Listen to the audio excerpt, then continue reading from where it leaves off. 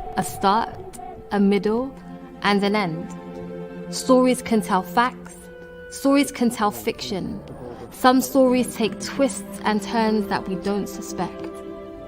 Stories don't always have a happy ending.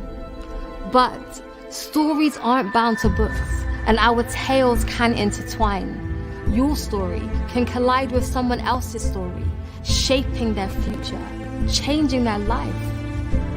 With your help, Penny Appeal are changing the stories of millions of people in over 30 countries around the world. Penny Appeal's story has one simple ethos: using your small change to make a big difference. What will your story be? What will our story be?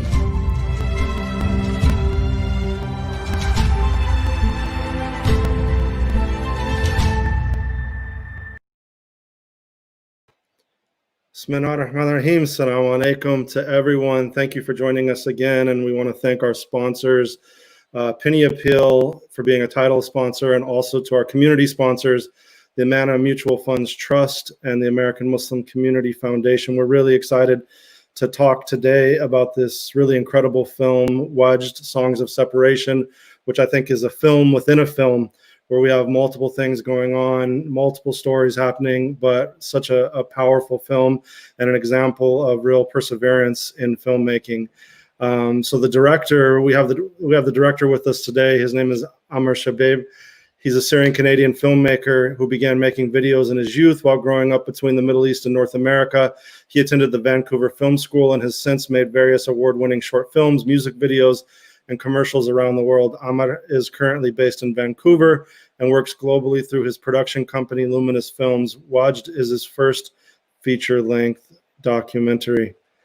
Assalamu alaikum. Wa alaikum salam. Thank you. Yeah, thank you for intro. Yeah, thank you for joining us, and thank you for the film. I saw the film, I think it was almost 2 years ago in Oakland at the Arab Film Festival, and I was really, really moved by it then, and we really wanted to feature it. I think that what's incredible about the film is it's a time capsule in a certain way into Syria and seeing what was, both within the people and what you shot in 2010, and then the film it bridges the realities of what was and kind of what happened, and you see the beauty, and then you see the destruction, the displacement, and the kind of the state of the people now. And then, you know, what's fascinating to me is also that it's a film within a film. So even though you started to make one film, you kind of kept going with that film, and you even show, you know, old footage to the people you're documenting in the film while you're making the film that it became also. So talk about your filmmaking process, how long it took you. You know, I really think it is an incredible example of perseverance in film. We've had a few films in the festival where people have said, you know, I worked on this thing for 10 years. And I think some passion projects like that can become that. And obviously this was an example of the film taking many different turns. Can you talk about kind of what you went through in making this film? Sure, yeah. So I started working on this film in 2010. The idea was just to go back to Syria, which is where my father's from Damascus, and to make a short doc about traditional music and its relationship with tasawwuf, with Sufism in Syria. And so I went with a friend, and we went, I didn't really know what I was doing. I went to go, you know, just brought my camera along and just started meeting people and shooting interviews and musical performances and different zikr circles, both in Damascus and in Aleppo. I spent more time in Aleppo, and yeah, so it was very kind of academic, the approach I was taking, lots of interviews and speaking about, you know, music theory and also the history of Sufism and the Ottoman Empire and music's role in Sufism and in Islam as a whole. And so it was very broad. And then I returned to Canada and started editing the film. And 6 months later, the revolution broke out, and so that escalated into the civil war, and I stayed in touch with the people I met who had become my friends, and just heard about what was going on with them, and at a certain point it was kind of like, oh, okay, well, there's a bigger story to tell here, my team and I decided to make it about the three musicians, and make it more personal, and how they had to flee and become refugees, and how music was still a part of their lives, and it connected them with back home. And so I took us several trips between 2010 and 2015, going to Turkey and to Europe where they were living, and just hung out with them and filmed with them in a much more informal and personal way. And then the film ended up being a combination of the new footage that I shot, as well as the footage I shot back in 2010. It kind of, as you saw, it oscillates back and forth in time. So it was quite a journey. I started making the film when I was 24, and then I finished it when I was 32. So it definitely, took 8 years of my life. I mean, I wasn't working on it full time, obviously, but being with a project for that period of time, that length of time, it's just interesting to see where you started and where you end up. And I feel like a different person, both artistically and also personally, and dare I say spiritually. That's kind of it in a nutshell. And talk about what's the reception been like so far since the film's been out and played at film festivals around the world, especially from the Syrian community, but also those who are into the Sufi traditions that you feature in the film. So what the reception's been like? Yeah. It's been great. It's been, it's screened. The film premiered at the Doxa Film Festival, which is the documentary film festival here in Vancouver.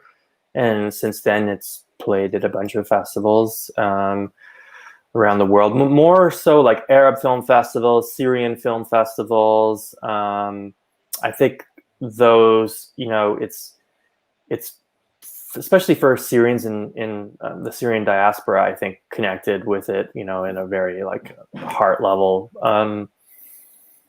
seeing, what Syria was like before the war, and because there's lots of beautiful imagery that we're, I was grateful to be able to capture before, the events turned. So I think that, they connected with the film very deeply, and also, people that are interested in spirituality, certainly Muslims that are interested in Sufism and music, connected deeply with the film. The Syrian Film Festival, we were the opening night film in Toronto, and we had a standing ovation, which was it was a very powerful and gratifying moment to be able to take a part of.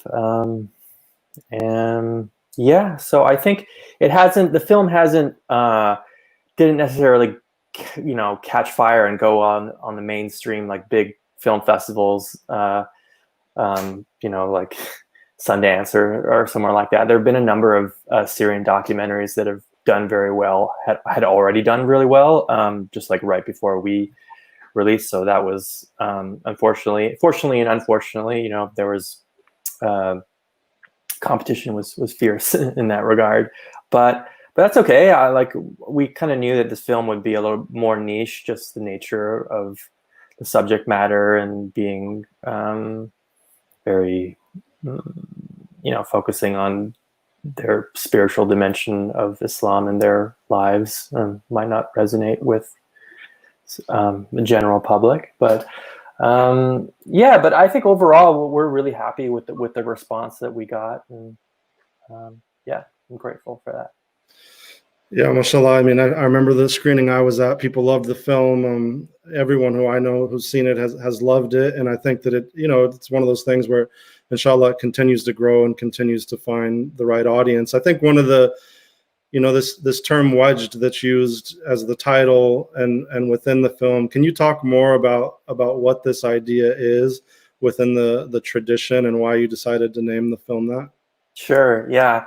So Wajd is often translated as ecstasy. That's kind of like what the first default kind of translation people you'll find in an Arabic English dictionary, like spiritual ecstasy. But there's kind of more to the picture than that. It's like many Arabic words. There's many different meanings and different inflections, and it's also a word for love.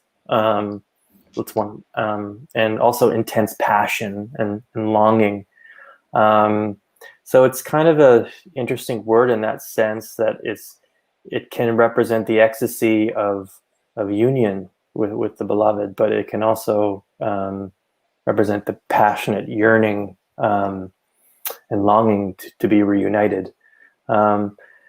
So actually, when I began the film, I mentioned it was I was taking more of an academic approach, and I was interviewing people, like, tell me about Wajd, and I was thinking of it more in those terms of it being the initial term of being spiritual ecstasy, especially that comes up through,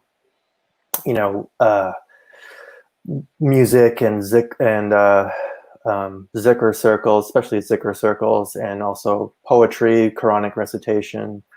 But as the film progressed, and the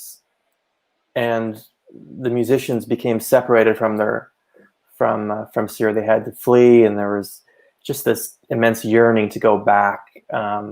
It took on a different hue. It took on a different dimension, in that, they long to return back to Syria. Similar, you read in Sufi poetry, there's always kind of a bit of this ambiguity between the temporal, mundane world and the divine, the spiritual dimension. So it's like they're longing to return to their source, their homeland, both literally their country, but also their own spiritual source. So I just felt fitting for the title of the film. Yeah, and of course the film is dealing with multiple layers of displacement, and one that you talk about related to the spiritual component is this idea that the circles of dhikr, I think Ibrahim talks about this at the beginning, were lessening, even where they were declining at that time in 2010, now let alone that the war has happened and with the destruction of Syria. But at the same time, one of the things that I've seen, because of course I was introduced to these circles in the Bay Area by either students of Syrian sheikhs like Imam Zaid Shakir, who studied in Syria for 7 years, and there was a whole crew of Americans who studied in Syria before the war and kind of brought that spirituality back to the United States and these practices of dhikr. And then also the Syrian now diaspora that's come to the United States, throughout Canada, throughout Europe, also playing a major role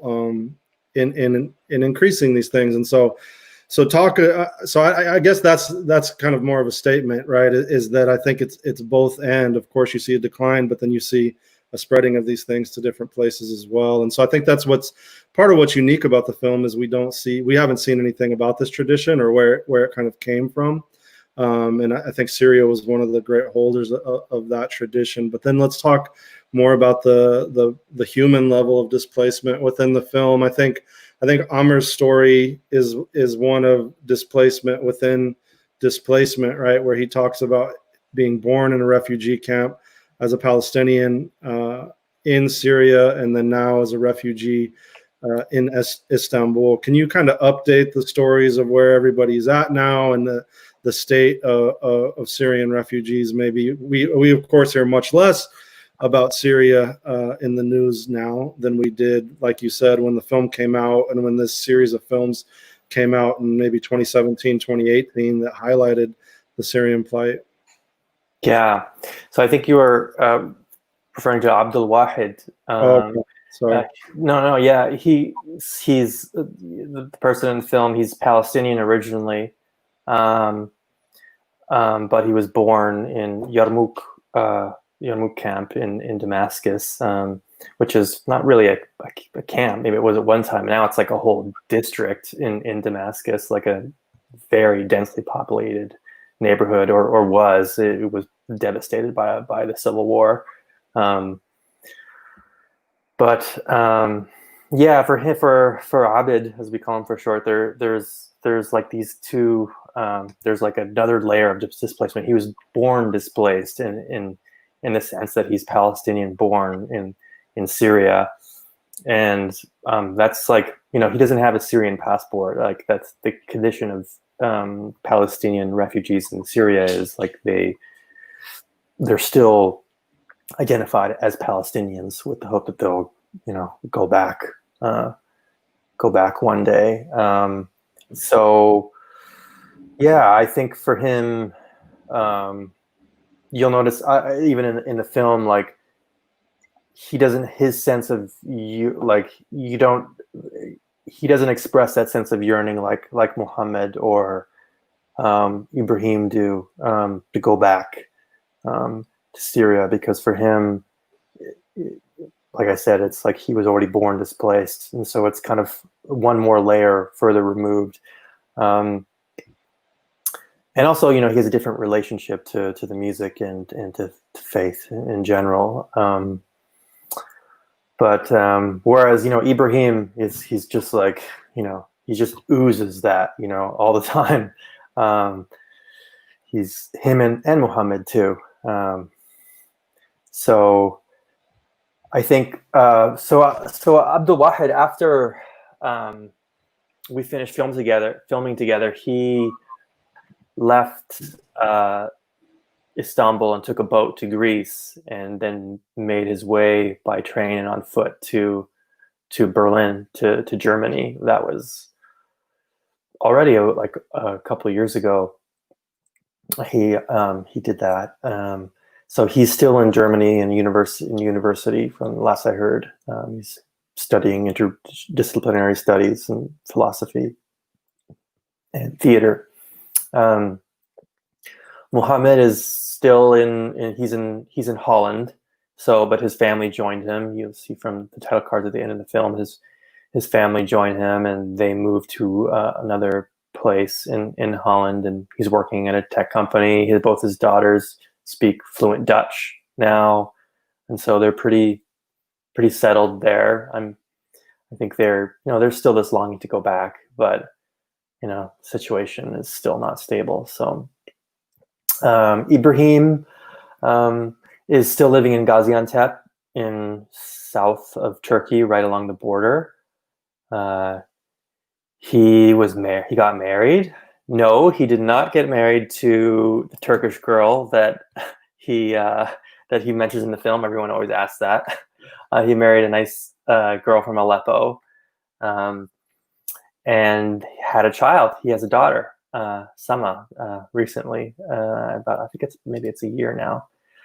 And he graduated from university with a degree in cinema and television studies, and he's still doing music, still studying with Sheikh Saif, and has several different projects. He's a very active person, so he always has several different projects going on, traveling around doing concepts. And they just released a new album, actually. Nawa just released a new album. I'll see if I can find a link, and I'll share it with you, Dustin, after the call. And he speaks fluent Turkish, and so he has Turkish nationality now too. So he's pretty firmly rooted in Turkey as well. So that's kind of the update. Mashallah. And I think you sent me the link, right, to their website. Yeah, I sent you the link. I haven't looked at it in detail yet. I'll forward that I'll send that. I'll put that on the comments. Sounds good. Yeah, I think Ibrahim's story, I think what's unique about the film also is that you could have made it in a way where it's like just characters who are all about that Sufi life, all about that spirituality, all about the music, but you made it in a multi-layered way where you also had a character who, was agnostic, atheistic, almost in a sense, but still, he said he connected through the music, right? The music was his connection. So can you talk, and then, but Ibrahim, I think, to me, is one of the most fascinating characters in the film, and even obviously he goes through great pain and suffering in his own life. That scene where he's talking about seeing his brother is absolutely heartbreaking, and he says, that right after that, he says, "This is called real pain when even crying has left you." But yet he, and I think even Sheikh Saif, there's that really incredible scene where Sheikh Saif talks about Wajd, and then they go from not being able to play music to then playing music in that moment, just because of kind of the increase in the spiritual state. Can you talk about a little bit more about Ibrahim's project with Nawa, and did he continue the project where he was talking about documenting the spiritual tradition, like these traditions? Because I think that within these things disappearing, that's one of the most important things now, is preservation of the traditions. Yeah. Yeah, he did. He released an album a while ago. I think it was back in 2012 or 2013, with Jason Hamaker and Lost Origin Productions. He's based out of DC. He was actually in Aleppo just like a month or a few weeks after I was, and recorded all the same stuff, well, similar stuff that I did, and I cut an album with them that's out and available. So, and like I said, Ibrahim just released a new album just in the last, very recently. I think they released it like last week. So definitely Ibrahim is like, that's his like life mission, to like document the music and zikr. They call them fasul zikr, which is like the zikr suite. It's a whole, there's like a muwashah, which is like a classical Arabic poetic form originally, but also a musical form. Yeah, just different poetry and stuff that's all kind of put together in the same maqam, the same musical mode. And it kind of goes for a period of time, and specific movements and that go with it. And him and his brother went to one of the oldest Sufi lodges in Aleppo, and pretty much one of the only ones, if not the only one, that really held on to the kind of these fusul, these zikr suites that I mentioned, and they were practicing uninterrupted every Friday for like 500 years. So going way back to Ottoman times, and what they recite in the film is what they do in that Sufi lodge, zikr, Zawiya Hilaliya, it's called.